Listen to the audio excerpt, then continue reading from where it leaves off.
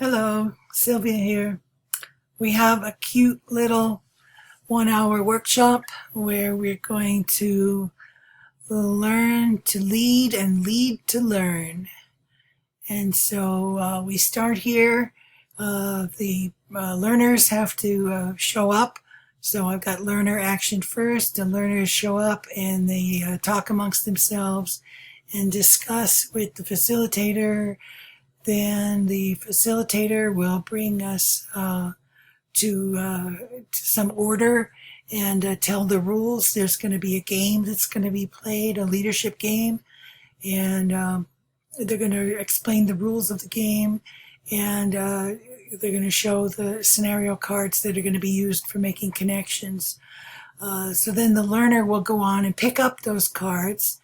So the system will provide, somehow you have to have, in the background, you have to remember to have brought your cards. So I don't know if this is a system thing. You could have them in a computer, or you could have actually cards that you brought with you in your bag.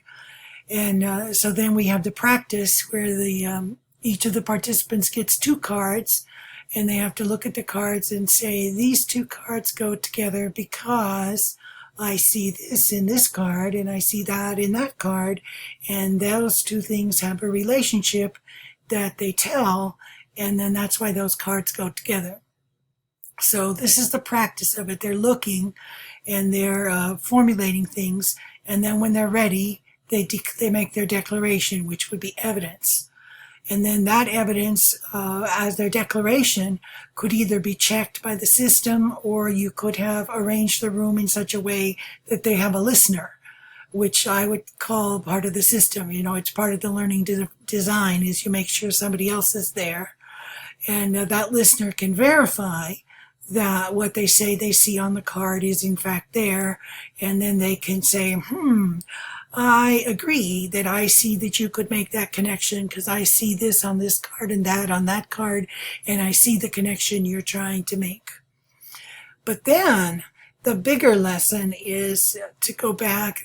Everybody would do these till they have a turn, but then we want to see the relationship between how making these connections for play and making connections for work are in fact connected, which is the whole point of the leadership thing, is that you can play all you want, but if you accept your role as a self-learner, then you lead yourself in learning by making these connections on your own, not just when somebody comes in and says, hey, let's play a game of making connections. So if you get that, then you would turn to your neighbor and have some discussion with others and say, hey, do you get this connection she's trying to make? Yeah, I get the connection she's trying to make. And you would agree, ultimately, that the play task is related to work tasks, and that there's making these connections is what it's all about. And then to sort of cement that, we would have an evidence box here where they would have to make a declaration. They'd have to write down a short little note to themselves of what they had learned about how the play task and the work tasks are related, and it's about making connections. And then the feedback here, the learner leads themselves, so they're going to make their statement, and then this would be self-correcting because they would go out and life itself would let them know whether or not they would see this connection in other things that they would do. And then ultimately, the objective of the whole thing is that making connections is the work of learning. Leading to connections is the work of leading. Connecting the learning and the leading is the objective of the workshop. So leading someone to make connections is a leadership thing. Leading yourself to make connections is the best kind of learning there is. And so that is the point of the whole thing. And then everybody goes home and it's over.